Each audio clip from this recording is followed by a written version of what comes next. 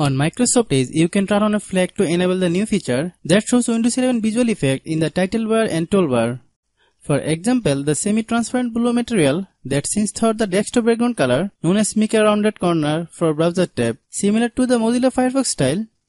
Hello guys, and welcome back to my YouTube channel Shaem Tech BD. Today I will discuss how to enable tab blur and rounded corner on Microsoft Edge. I have a request: if you are new to channel, please subscribe and stay with us. Open Microsoft Edge.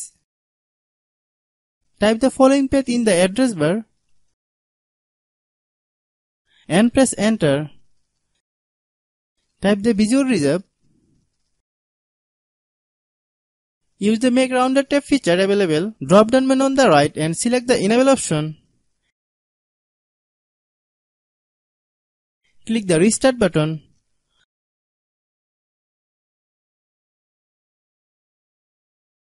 Once you complete the step, the title bar and toolbar on Microsoft Edge will appear with a semi-transparent and blur effect known as mica material.